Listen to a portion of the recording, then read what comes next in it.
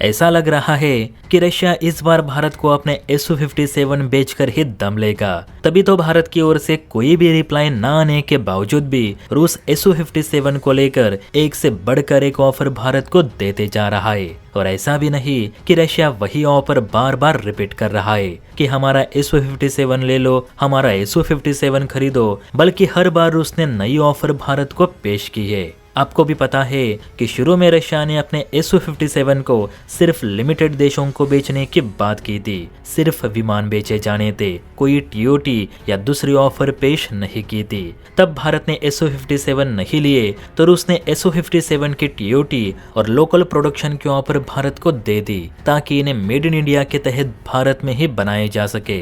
इसके बावजूद भारत 114 राफेल खरीदने जा रहा है, फिर भी रूस ने उम्मीद नहीं छोड़ी और भारत को Su-57 का नया स्टेल्थ इंजन यानी L-51 देने को भी राजी हुआ, जो अभी बनकर पूरा भी नहीं हुआ, यानी वो फिलहाल टेस्ट फेज में है। फिर भी भारत की ओर से कोई रिप्लाई नहीं मिल रहा, तो अब रशिया Su-57 इतने कम कीमत में देने को राजी हो चुका है कि आप सोच नहीं सकते। आप सभी जानते हैं कि अगले महीने जब फ्रांसीसी राष्ट्रपति इमैनुअल मैक्रोन भारत आएंगे तो भारत उनके साथ 114 राफेल लड़ाकू विमानों की डील फाइनल करेगा, जिसकी अनुमानित कीमत $36 बिलियन यानी करीब 3.25 लाख करोड़ रुपए बताई जा रही है। यानी हिसाब लगाया जाए तो एयरफोर्स को एक राफेल 2,850 करोड़ रुपयों में मिल रहा है, जो कि सच में बहुत ही महंगा जेट है। हालांकि इसमें वेपन पैकेज कॉस्ट भी शामिल है, जैसे कि missiles, spare parts, training, simulators और कुछ मेंटेनेंस सपोर्ट आदि। भारत के डील्स में हमेशा फुल पैकेज यानी वेपन प्लस सपोर्ट सिस्टम भी शामिल रहता है, तो डील की कीमत काफी ज्यादा बढ़ जाती है। आप बस इतना समझ लीजिए कि हम 2,850 करोड़ रुपयों में एक राफेल खरीद रहे, वो भी हथियारों के साथ। लेकिन वही अगर Su-57 की बात करें तो ये विमान राफेल की मौजूदा कीमत से 5 गुना सस्ता है। हाल के 2025 के आंकड़ों के अनुसार एक Su-57 की फ्लाई अवे कीमत 35 से 50 मिलियन डॉलर यानी 300 से 500 करोड़ रुपयों के बीच बताई जा रही है। हथियार ऐड किए तो ये 700 करोड़ तक जाएगा और अगर इसका घरेलू प्रोडक्शन किया जाए तो इसकी कीमत 500 करोड़ से भी कम आएगी, क्योंकि इसमें ट्रांसपोर्ट, स्पेयर पार्ट और लेबर चार्ज सबका खर्च बचता है। तो कुल मिलाकर देखें तो जहां राफेल हथियारों के साथ हमें 2,850 करोड़ रुपयों में मिल रहा है, तो वही Su-57 हथियारों के साथ हमें मात्र 700 करोड़ रुपयों में मिलेगा। और अगर मेक इन इंडिया के तहत इसे बनाया जाए तो ये और भी सस्ता हो जाएगा। Su-57 सिर्फ कीमत में सस्ता नहीं तो इसकी उड़ान यानी फ्लाइट कॉस्ट भी राफेल से कम है।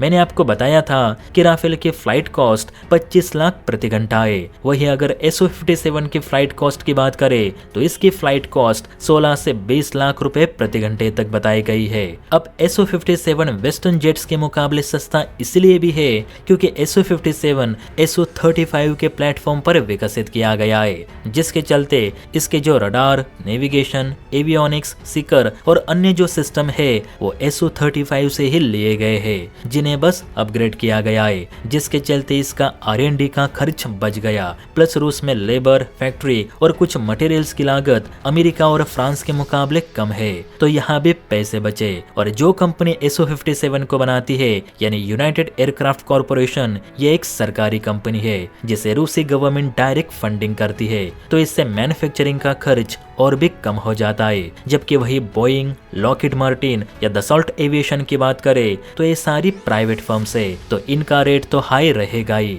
यही कारण है कि राफेल और F-35 महंगे हैं जबकि Su-57 सस्ता।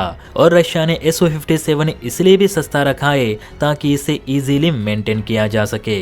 और अब जो खबर आई है उसके मुताबिक रूस ने $20 बिलियन में 100 प्लस Su-57 जेट्स की ऑफर भारत के सामने पेश की है। रशियन न्यूज एजेंसी टास के मुताबिक रशिया फ्रांस के मुकाबले 40% सस्ते दरों में भारत को Su-57 जेट्स देने को राजी हो चुका है, with new L-51 stealth engine के साथ। रशिया का कहना है कि भारत रूस का पुराना पार्टनर है, इसलिए भारत को हर वो मुमकिन ऑफर दी जा रही है जो अभी तक हमने किसी भी सहयोगी देश को नहीं दी। जहां भारत $36 बिलियन खर्च करके बिना टीओटी वाले राफेल खरीद रहा है, तो हम मात्र $20 बिलियन में टीओटी सहित SU-57 आपको देने को तैयार है। प्लस इसमें फुल वेपन पैकेज, नया स्टेल्थ इंजन और लोकल प्रोडक्शन भी शामिल है।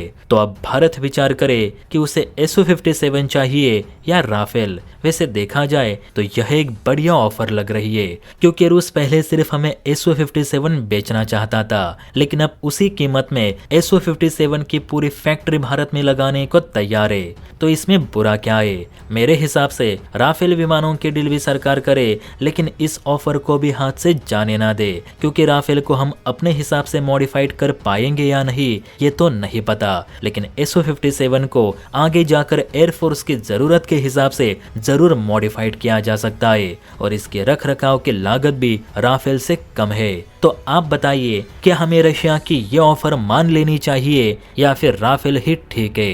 आपको क्या सही लगता है? नीचे कमेंट करके जरूर बताइए। और हाँ, वीडियो अच्छी लगी हो तो बेल आइकन प्रेस करके चैनल को लाइक एंड सब्सक्राइब जरूर करें। जय हिंद।